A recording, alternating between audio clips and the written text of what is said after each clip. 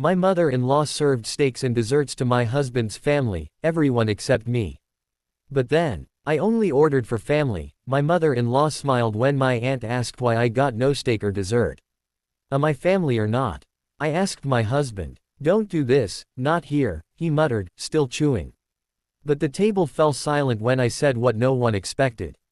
My name is Hannah, and I've been married to Ryan for 7 years.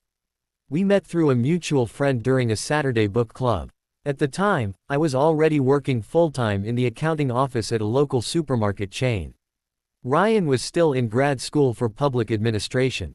He used to look at me with a quiet sort of admiration and say things like, "You're incredible, working full-time while I'm just writing policy memos.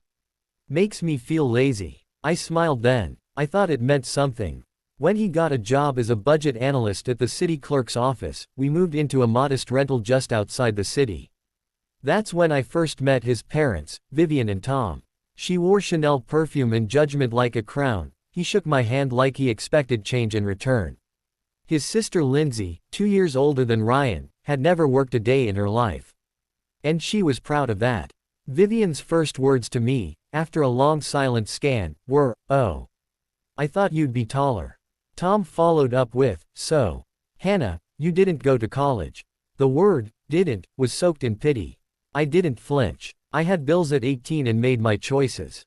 Choices I never regretted, until they made me feel like I was constantly justifying my existence. For a while, Ryan stood up for me. He would say, "She works harder than anyone I know," and, "My parents can be a little much, but don't take it personally." I didn't. At first, I smiled politely when Vivian brought overpriced pastries, just for Ryan. I didn't comment when she turned her nose up at the store brand coffee I served.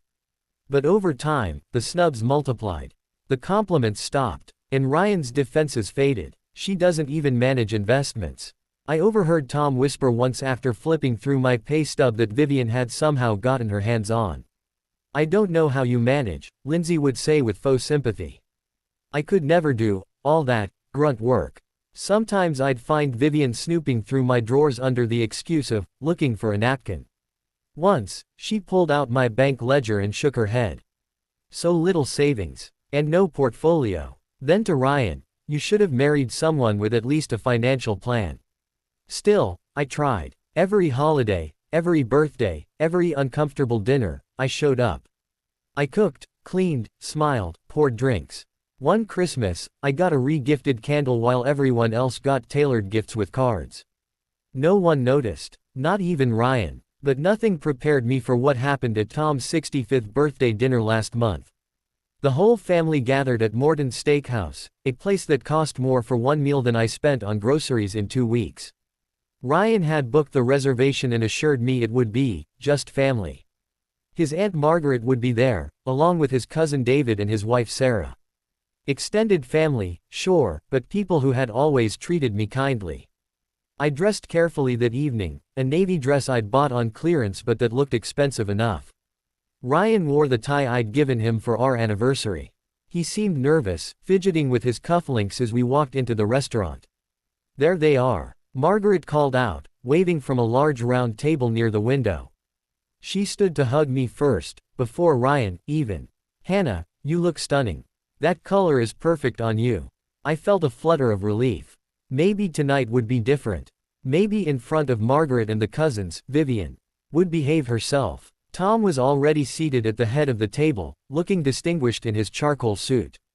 Vivian sat to his right, resplendent in what I knew was a designer dress that cost more than my monthly salary. Lindsay flanked his left side, scrolling through her phone with the boredom of someone who'd never had to work for anything. "Happy birthday, Dad," Ryan said, clapping Tom on the shoulder. I leaned in to give Tom a polite kiss on the cheek. "Thank you for including me," I said, meaning it. Tom's smile was warmer than usual. "Of course, Hannah. Your family." The words hit me in a way I hadn't expected. In 7 years, I could count on one hand the times anyone in Ryan's family had used that word to describe me. We settled into our seats. I found myself between Ryan and Margaret, which felt like a safe harbor. Sarah sat across from me, and we immediately fell into conversation about her new job at the local museum. "The exhibit on Depression-era art is fascinating," she was saying. You'd love it, Hannah. There's this whole section on working class perspectives that reminds me of some of the books you recommended. I felt genuinely happy. This was what family dinners should feel like: connection, shared interests, mutual respect. The server approached, a young man with careful manners and an expensive-looking pen. Good evening, everyone. I understand we're celebrating a special birthday tonight. That's right, Tom said, beaming. 65 years young. Wonderful. Can I start everyone off with something to drink?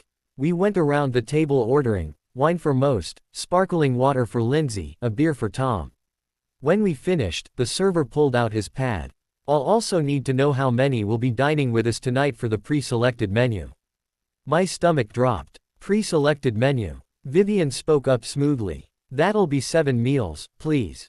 I counted quickly. Tom, Vivian, Ryan, Lindsay, Margaret, David, Sarah, and me. 8 people. I'm sorry, I said, raising my hand slightly. I think you miscounted. There are 8 of us. Vivian's smile never wavered. Oh, Hannah, I only ordered for family. I didn't realize you'd want the full dinner experience. The words hung in the air like smoke. Around the table, I watched faces change. Margaret's eyebrows shot up. David shifted uncomfortably in his chair. Sarah's mouth fell slightly open. What does that mean exactly? Margaret asked, her voice carrying a sharp edge I'd never heard before. Well, Vivian continued, as if explaining something obvious to a child, the birthday dinner is rather expensive, and we didn't want to assume Hannah would want to participate in the family celebration at that level.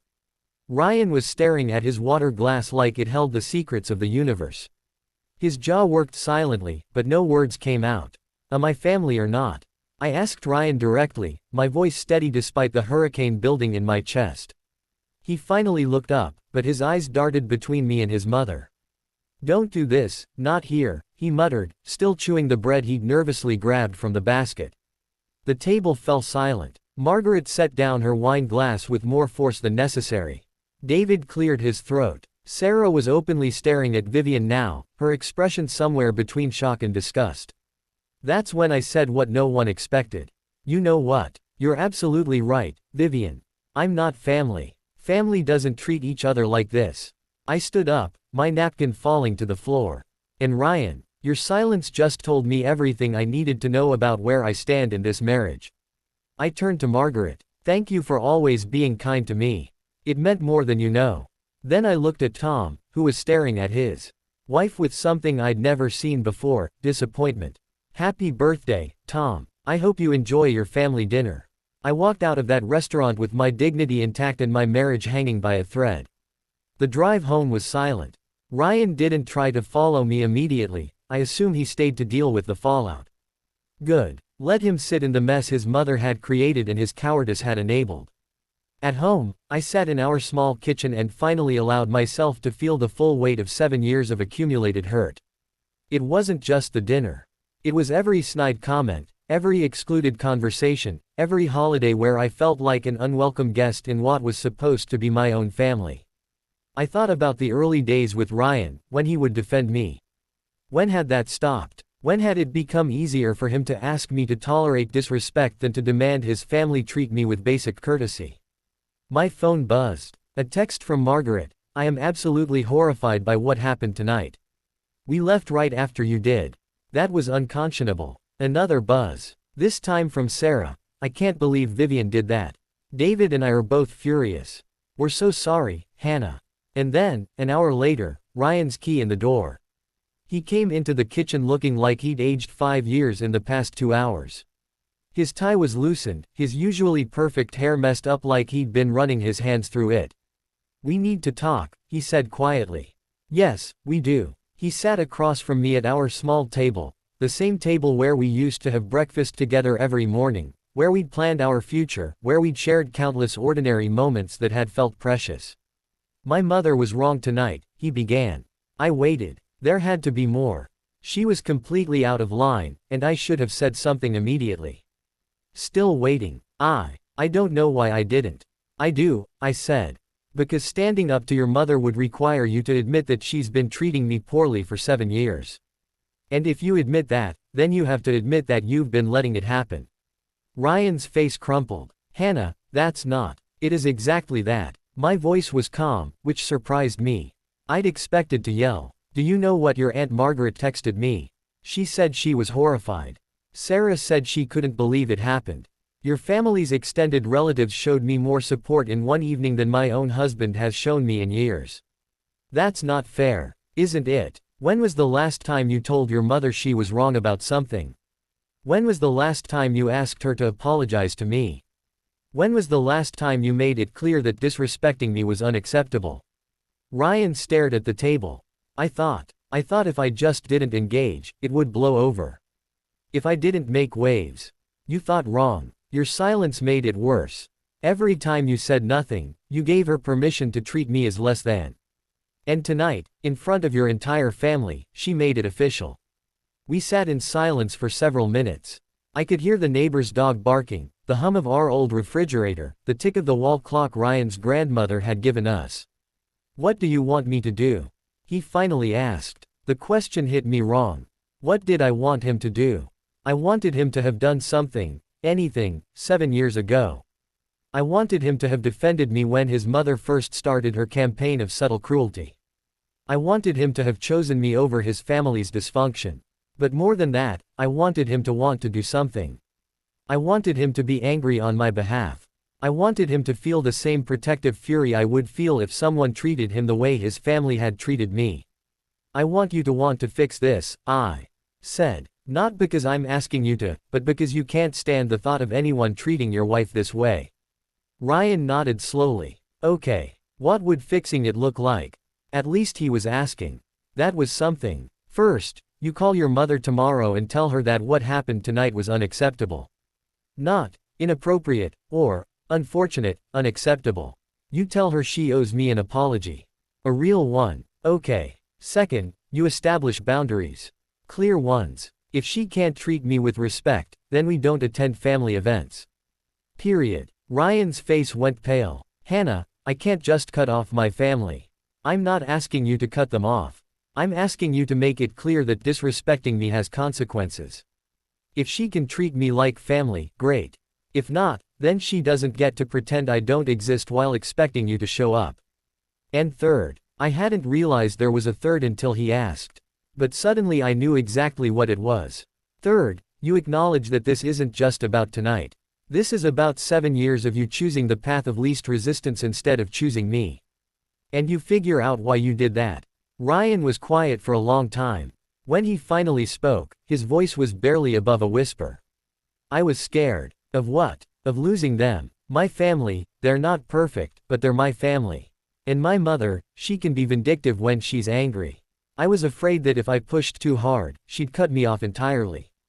So instead, you let her cut me off piece by piece. He looked up at me then, really looked at me, and I saw something I hadn't seen in years, clarity. Yes, he said. That's exactly what I did. And I convinced myself it was the smart play. Keep everyone happy, avoid the drama. But I wasn't keeping you happy, was I? No, Ryan, you weren't. I'm sorry. I'm so sorry. I wanted to forgive him immediately. 7 years of marriage creates habits, and one of mine was smoothing things over, making peace, finding the compromise. But this felt too big for a quick patch job. I need time to think about what sorry looks like in action, I said. Words are easy. Change is hard. The next morning, Ryan called his mother while I was getting ready for work. I could hear his voice through the bathroom door, firm in a way I hadn't heard him use with her before. Mom, what happened last night was completely unacceptable. No, let me finish. She's my wife, and she's been part of this family for 7 years. That's exactly the problem. When I came out of the bathroom, he was sitting on the edge of our bed, phone in his hand, looking drained. How did it go? About how you'd expect. She cried. She said I was being manipulated by you. She threatened not to speak to me anymore. He looked up at me. I told her that was her choice to make. I felt something shift in my chest, not forgiveness exactly, but the possibility of it. And, she's supposed to call you today to apologize. I told her it needed to be genuine, and it needed to acknowledge specifically what she did wrong. No, I'm sorry you were hurt, nonsense. I nodded. And if she doesn't, then we don't go to family events until she does. Even Christmas. Ryan took a deep breath. Even Christmas. That afternoon, Vivian called. I almost didn't answer, but curiosity won. Hannah. Her voice was smaller than I'd ever heard it. Yes. I owe you an apology. What I did last night was cruel and inexcusable. You were Ryan's wife, and you should have been included in every part of that dinner. There's no excuse for what I did. I waited. There had to be more. I suppose I've been unwelcoming for some time now. That wasn't right either. You've been nothing but patient with me, and I repaid that patience poorly. It wasn't everything I'd hoped for, but it was more than I'd expected. Thank you for calling, I said. I appreciate the apology. Would you be willing to have lunch with me sometime? Just the two of us. I'd like to try to do better.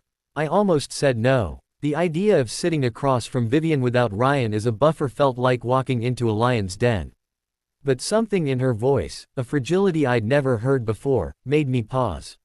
Let me think about it. Of course. Take all the time you need. After I hung up, I sat staring at my phone. In 7 years, Vivian had never asked to spend time alone with me. She'd never acknowledged treating me poorly. She'd certainly never sounded vulnerable. Ryan came home that evening with flowers, not the gas station bouquet he usually grabbed when he felt guilty, but a proper arrangement from the florist downtown. Peonies, my favorite, in shades of pink and cream. She called, I told him. And she apologized, asked if I wanted to have lunch. Ryan's face was carefully neutral. What did you tell her? That I'd think about it. What are you thinking? I considered the question seriously. What was I thinking? For years, I'd operated from a place of hurt and defensive anger. But sitting there, looking at my husband, really looking at him, I realized something had changed. Not just his willingness to confront his mother, but something deeper. I'm thinking that I spent 7 years trying to earn a place in your family by being perfect, I said slowly. Always accommodating, always understanding, always giving them the benefit of the doubt. And it never worked. Ryan nodded. So maybe it's time to try something different. Maybe it's time to take up space instead of trying to shrink myself small enough to fit. What does that look like? I don't know yet, but I think having lunch with your mother might be a good place to start. 3 days later, I met Vivian at a small bistro downtown. She was already seated when I arrived, and for the first time in 7 years, she stood up when she saw me coming. Hannah, thank you for coming. She looked older somehow, less imposing. Or maybe I was seeing her differently. We ordered soup and salad for both of us, and then sat in the awkwardness for a moment. I don't really know how to do this, Vivian said finally. Do what? Apologize. Really apologize. I've spent most of my life being right. Or believing I was right. It's hard to admit when you've been wrong for so long.